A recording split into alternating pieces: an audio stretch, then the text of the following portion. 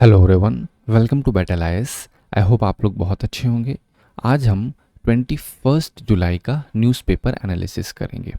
इसमें टोटल मैंने 3 आर्टिकल लिए हैं, जिसमें पहला आर्टिकल बात करता है प्राइम मिनिस्टर की जो मालदीव और यूके में विजिट होने वाली है, उससे कनेक्टेड आर्टिकल है।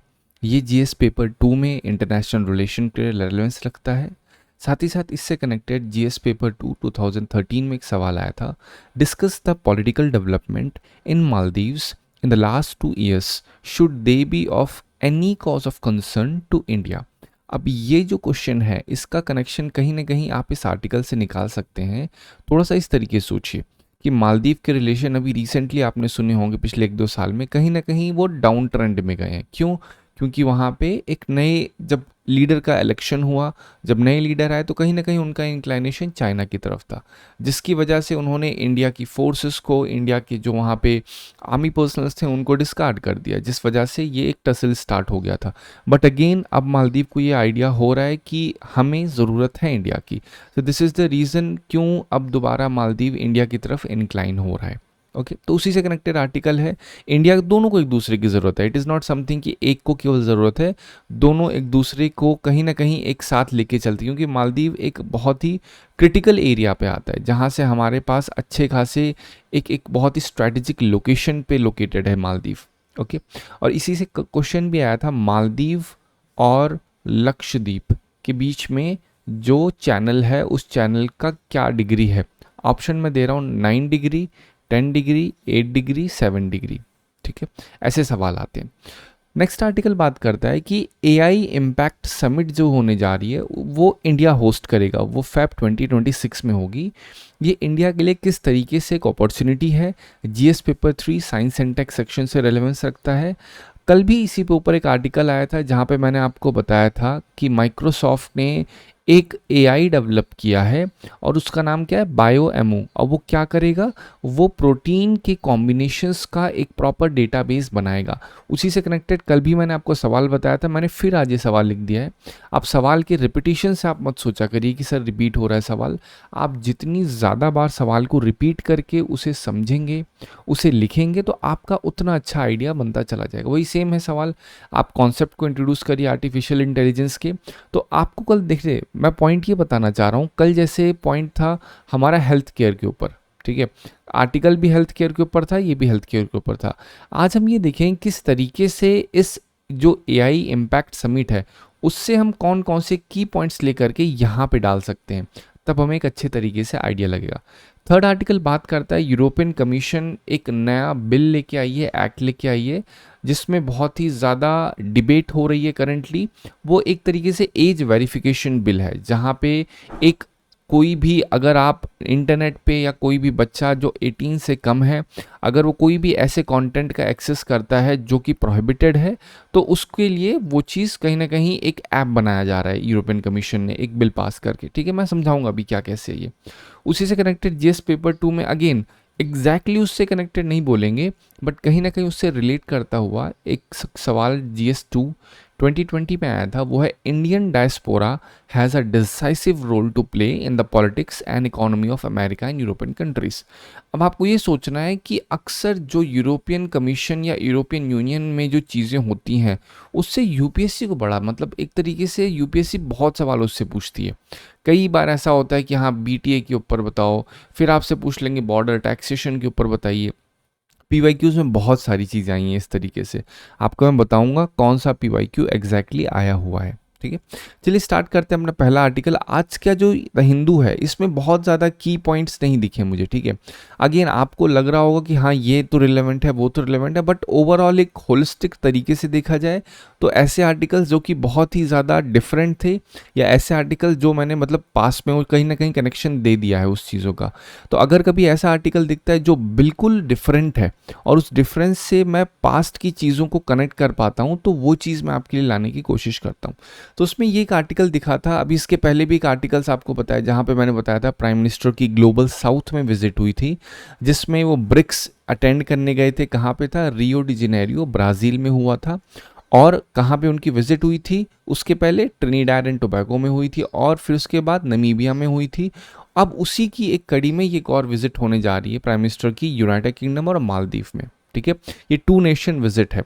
अब देखते हैं यूके विजिट के बारे में। यूके विजिट में अगेन बहुत डिटेल नहीं जाना, बट एक हाईलाइट अगर देखा जाए तो कहीं ना कहीं इंडिया और यूके का जो फ्री ट्रेड एग्रीमेंट है वो कहीं ना कहीं एक उम्मीद लगाई जा रही है कि अनवील होगा, क्योंकि हमें पता है करेंटली इंडिया और यूएस की सिचुएशन कैसी चल रही है। यूएसए हर बात पे धमकी दिया करता है, भैया हम टैरिफ लगा देंगे, अगर आपने ऐसा किया हम टैरिफ लगा देंगे, ठीक है।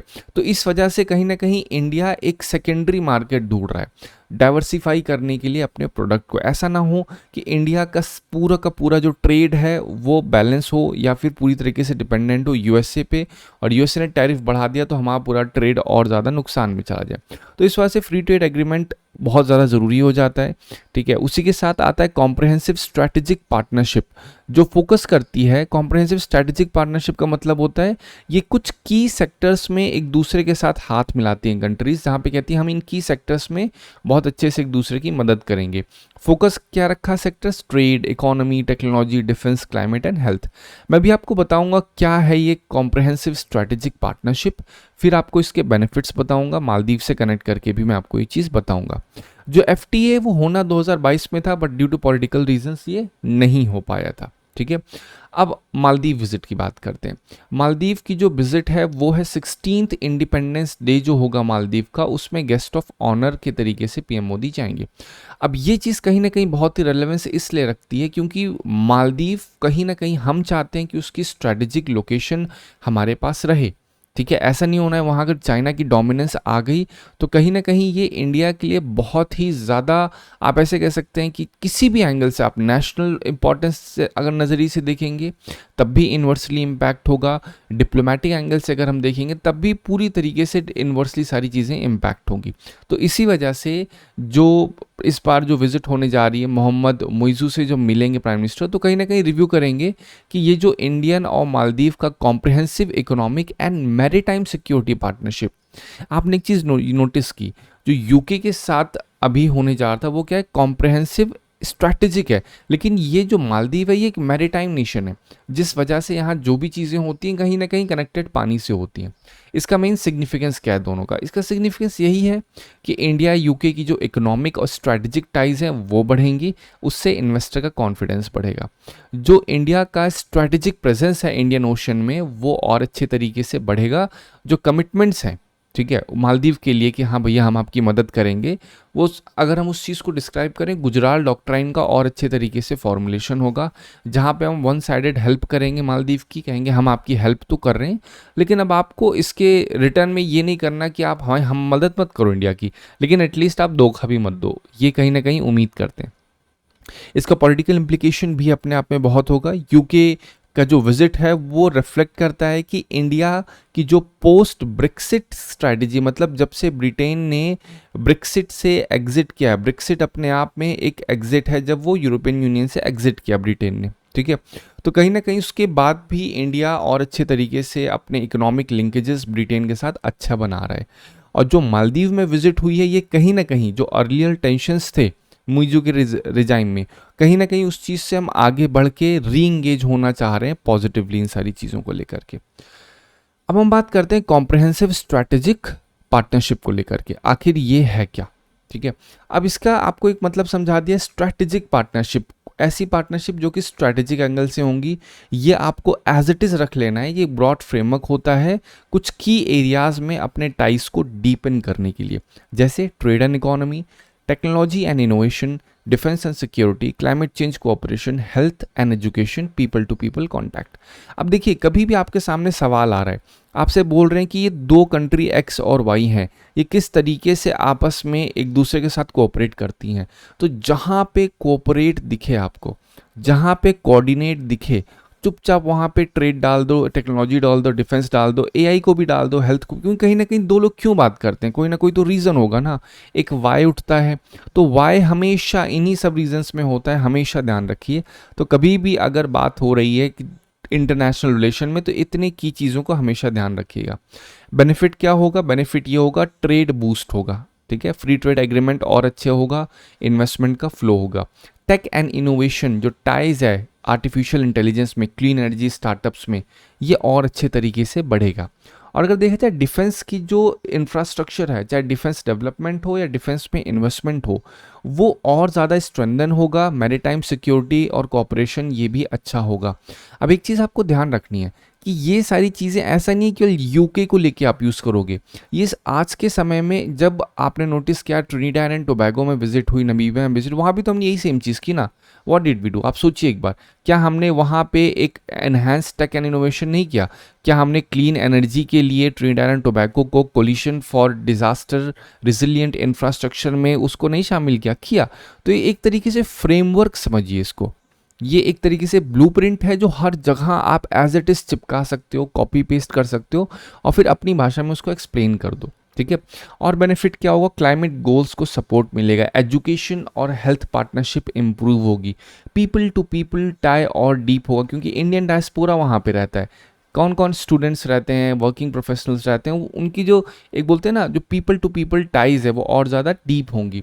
और जो ग्लोबल स्ट्रैटेजीज़ होती हैं उनके साथ, ये जो यूके के साथ हमने कॉम्प्रहेंसिव स्ट्रैटेजिक पार्टनरशिप की है, ये करने से हमारी ग्लोबल स्ट्रैटेजीज जो होंगी वो कहीं ना कहीं अलाइन होंगी किसके साथ, जो इंडो पैसिफिक है या मल्टीलैटरल फोरम्स है, जहाँ पे आज के समय में इतना ज़्यादा डिसएंगेजमेंट हो रहा है। जैसे यूएसए ने क्लियरली बोला कि भैया अब हम डब्ल्यूएचओ ने जो एक नया पैक्ट बना रखा है health accord, pandemic health, global pandemic health accord, उसको हम साइन नहीं करेंगे। तो ये चीज़ क्या कर रही है, जो पहले एक तरीके से फोरम यूनिटी के लिए जाने जाते थे, अब कहीं ना कहीं डिसएंगेजमेंट हो रहा है उस सब चीज़ों का। तो इंडिया कहीं ना कहीं ये सारी स्टेप्स लेकर के एक बीम ऑफ होप की तरीके से काम कर रहा है। इंडिया अपना वही नॉन अलाइनमेंट मूवमेंट को फॉलो कर रहा है, हम किसी की तरफ नहीं है, हम न्यूट्रल हैं। गुजराल डॉक्ट्राइन को भी यूनिकली फॉलो कर रहा है कि हम अपने से जो छोटे हैं उनकी मदद करेंगे, उनसे एक्सपेक्ट नहीं करेंगे। तो ये सारी चीज़ें शो करती हैं कि इंडिया इस पूरे मल्टीपोलर वर्ल्ड में, इस पूरे कॉन्फ्लिक्टेड वर्ल्ड में किस तरीके से अपनी नैम फिलॉसफी को लेके चल रहा है, ठीक है। अगेन जो इंडियन मालदीव की जो comprehensive economic and maritime security partnership होगी, इसके बेनिफिट्स क्या होंगे? मैरीटाइम सिक्योरिटी ऑब्वियसली अगर वहाँ पे एक चाइनीज शिप आके खड़ी होगी वो ज़्यादा खतरनाक है या फिर इंडियन शिप रहेगी, तो ऑब्वियस सी बात है इंडिया का होना बहुत ज़्यादा ज़रूरी है। तो हम लोग ना अक्सर जैसे बोलते हैं ना, एक हाथी चलता है उसको 10 लोग कुछ उल्टा सीधा बोलते हो इग्नोर करता है, वैसे इंडिया भी है। इंडिया को कितना कुछ बोला लेकिन आखिरी में इंडिया ने बोला चलो ठीक है यार, बच्चे हो, जाने दिया, माफ़ किया, ऐसा वाला है, ठीक है। तो इसका बेनिफिट क्या होगा, इंफ्रास्ट्रक्चर बूस्ट होगा, ठीक है। और उस इंफ्रास्ट्रक्चर में क्या है, वहाँ पे ज़रूरतें क्या क्या हैं, बेसिक पहले तो पोर्ट है, हाउसिंग है, रोड्स हैं, तो ये सारी बेसिक ज़रूरतें हैं। जैसे मैंने इंफ्रास्ट्रक्चर बोला, तुरंत आपके दिमाग में आना चाहिए निकोबार का इंफ्रास्ट्रक्चर प्रोजेक्ट, जहाँ पे काफ़ी चीज़ें इम्पैक्ट हो रही थी। इसी के साथ सेकंड में आपके दिमाग में आना चाहिए जो पुरी इंटरनेशनल एयरपोर्ट है और उसके पास में जो 3 से 4 किलोमीटर का एरिया है, उस एरिया में अप्रॉक्सीमेटली 13,000 पेड़ों की गिरने की बात की गई थी। और वो जब गिरेंगे तो उससे इम्पैक्ट किस पे होगा, ओलिव रेडली टर्टल पे। और वो एरिया कहीं ना कहीं जो एवियन स्पीशीज़ होती है, मतलब जो बर्ड का फ्लाईवे होता है, वो भी इम्पैक्ट होगा, ठीक है। तो ये सब चीज़ें कहाँ हैं, ये तो अगेन मालदीव का चल रहा था, ये चीज़ें बताई, ये मैंने एनवायरनमेंट पर्सपेक्टिव से बताई जो करंट में इश्यूज चल रहे हैं, ठीक है। ट्रेड एंड इकोनॉमिक कोऑपरेशन और एनहांस होगा, क्लाइमेट और डिजास्टर रिजिलियंस प्रोजेक्ट जो हैं उन्हें सपोर्ट मिलेगा, जो डिफेंस टाइज हैं वो और डीपन होंगी। कैसे डीपन होंगी, पहले भी तो हम लोग ट्रेन कर रहे थे ना मालदीव्स में, जो हमारे मिलिट्री पर्सनल्स थे उनका मेन ऑब्जेक्टिव क्या था, हम वहाँ ट्रेनिंग दे रहे थे, ठीक है। वहाँ पे ट्रेनिंग किस फॉर्म में, ये नहीं दे रहे थे कि हम आपको मिलिट्री ट्रेनिंग दे रहे हैं, हम वहाँ पे एक तरीके सपोर्ट लॉजिस्टिक का काम कर रहे थे। बट अगेन ऑब्जेक्टिव क्या था, दैट इज़ अननोन स्टिल। हमारा जो मेन ऑब्जेक्टिव होता है वो ये होता है कि हम वहाँ पे जॉइंट एक्सरसाइजेस करते रहें, हमारा एक people to people connection Maldives के साथ बना रहे। क्यों, ताकि चाइनीज़ का प्रेजेंस वहाँ पे ना हो, ठीक है। जो रीजनल इन्फ्लुएंस है एक्सटर्नल पावर्स की, उसे कहीं ना कहीं काउंटर करने में बहुत मदद मिलेगी इंडिया मालदीव के, जो अगर अच्छे रिलेशंस होंगे तो, ठीक है। चलिए नेक्स्ट आर्टिकल की बात करते हैं। ये GS paper 3 science and tech section के लिए रेलेवेंट है। अब हो क्या रहा है, देखिए ये बहुत ही छोटा सा आर्टिकल है, इसमें की पॉइंट्स है, मैं वो बताता हूँ आपको। इंडिया एआई इम्पैक्ट समिट को होस्ट करेगा फरवरी 2026 में, ठीक है।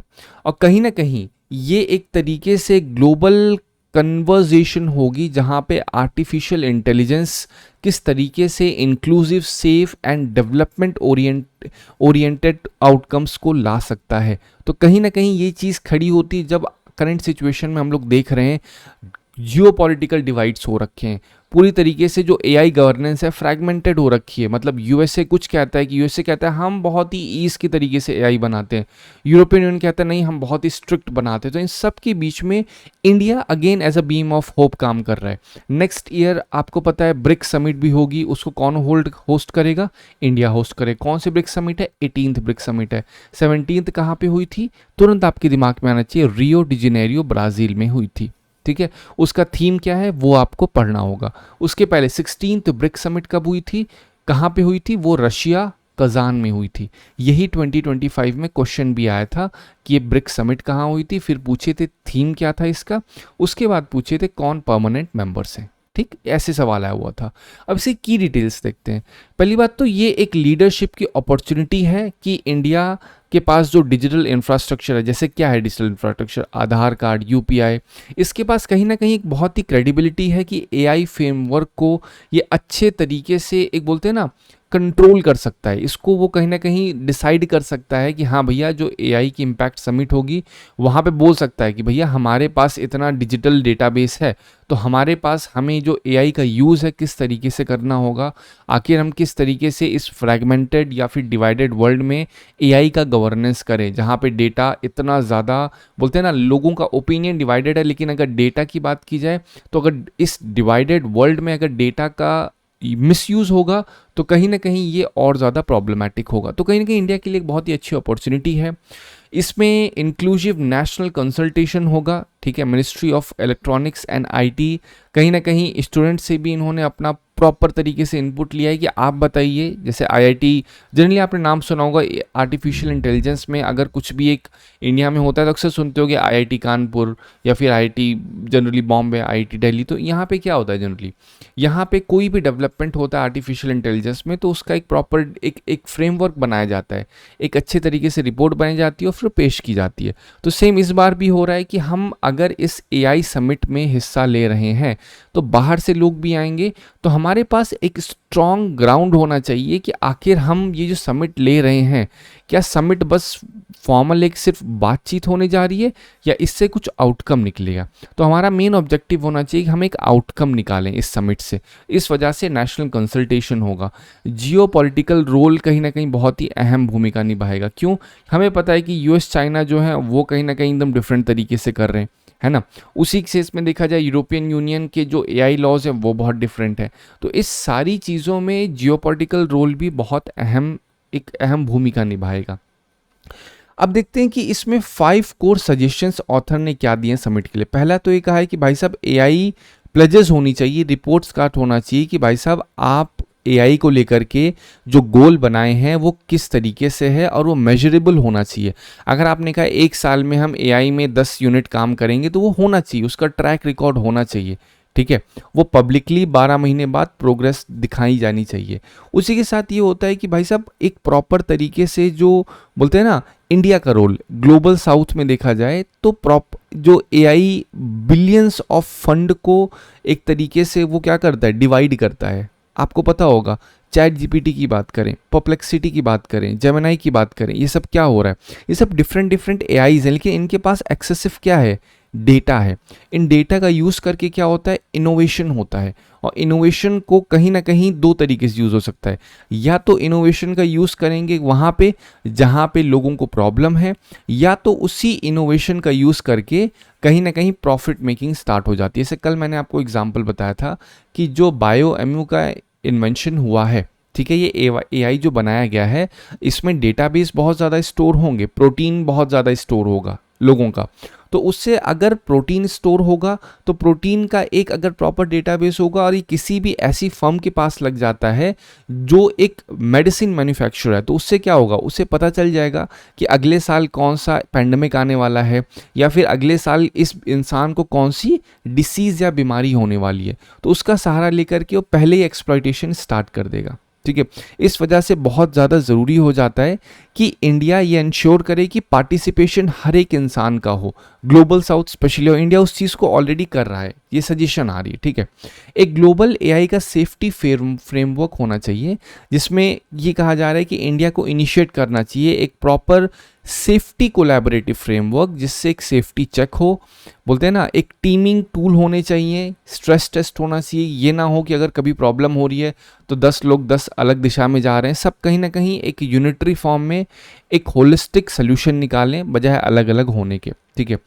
एक बैलेंस्ड रूल होना चाहिए उस चीज़ का, और जो फ्रैगमेंटेशन है बार बार वही सेम चीज़ आ रही है, अलग अलग नहीं होने चाहिए। ये नहीं होना चाहिए कि 10 लोग अपनी अपनी बातें बोल रहे हैं, आप बातों को बोलो, एक टेबल पे आके राउंड टेबल कॉन्फ्रेंस करिए, वहाँ पे आप अपनी अपनी बातों को रखिए, जो चीज़ें होंगी डिस्कशन होगा, फिर एक फॉर्मल कंक्लूजन निकलेगा और उस कंक्लूजन के हिसाब से चीज़ें आगे बढ़ेंगी। लेकिन अगर आपने यूनिटी नहीं दिखाई तो कहीं ना कहीं ये जो, चाहे जितनी समिट हो जाए, चाहे जितना, क्योंकि समिट कोई एक लीगल ऑब्लिगेशन नहीं होती है, summit is just a formal engagement जहाँ पे लोग आते हैं, डिस्कशन करते हैं, अपनी राय रखते हैं, फिर 10 लोगों को लगता है कि हाँ मेरा ओपिनियन ये है, हमें लगता है ऐसा होना चाहिए, तो जब एग्री कर लेते हैं तो आपस में एक म्यूचुअल अंडरस्टैंडिंग हो जाती है, इसे बोलते हैं MOU, मेमोरेंडम ऑफ अंडरस्टैंडिंग हो जाती है। तो ये सारी चीज़ें क्या है, ये सब शो करती हैं कि कितना ज़्यादा रिलेवेंट है, ठीक है।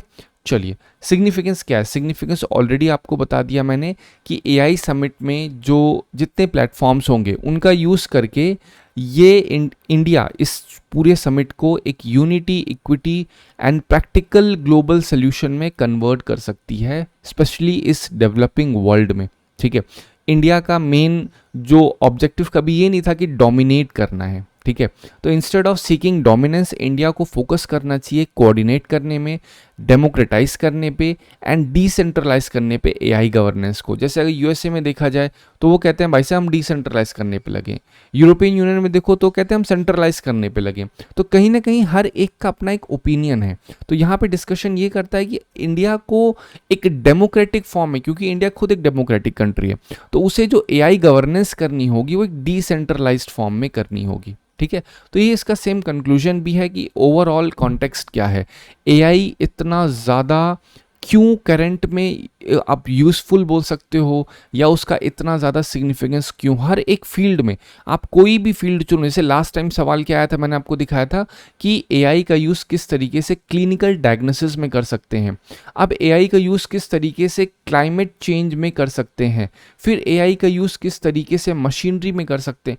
हर एक के ऊपर सवाल पूछा जा सकता है, बशर्ते आपको वो सब बेसिक AI पता होना चाहिए। AI मतलब क्या है, आर्टिफिशियल इंटेलिजेंस, जहाँ पे एक बोलते हैं ना आर्टिफिशियल मशीन सिमुलेट करती है जो ह्यूमन इंटेलिजेंस होती है, बट ह्यूमंस नहीं होते हैं एग्जैक्टली वो। अब उससे कनेक्टेड जो जो बेनिफिट्स वो देती हैं, बेनिफिट्स कुछ और नहीं होता बल्कि जो प्रॉब्लम्स होती हैं ह्यूमैनिटी को, उसी का सोल्यूशन जब इजीली कोई एक थर्ड पार्टी या आर्टिफिशियल पार्टी जिसमें एक इंटेलिजेंस डाली गई है, किससे, बहुत सारा डेटा स्टोर करके प्रोसेस करवा के, और जैसे ही मैं बोलूँ डेटा स्टोर प्रोसेस कराना, तुरंत आपके दिमाग में आना चाहिए इलेक्ट्रिसिटी, क्योंकि डेटा की प्रोसेसिंग में बहुत ज़्यादा इलेक्ट्रिसिटी लगती है, और क्योंकि डेटा सेंटर्स बड़े बड़े होते हैं तो वहाँ पे उनको कूलेंट की भी ज़रूरत पड़ती है, जिस वजह से इलेक्ट्रिसिटी डिमांड बहुत ज़्यादा बढ़ जाती है। तो again as per data by 2050 electricity demand current के हिसाब से डबल हो जाएगी, और उस चीज़ को फुलफिल करने के लिए बहुत ज़्यादा फॉसिल फ्यूल का बर्न करने की बाय डिफ़ॉल्ट एक प्रेशर क्रिएट हो जाएगा, इतनी डिमांड होगी। तो उस सिचुएशन में ये ज़रूरी हो जाता है कि जितने भी ग्रीन प्रोजेक्ट्स हैं, ग्रीन इंफ्रास्ट्रक्चर हैं, रिन्यूएबल सोर्सेज हैं, उन पे स्विच करना बहुत ज़्यादा ज़रूरी और जल्दी हो जाता है, ठीक है।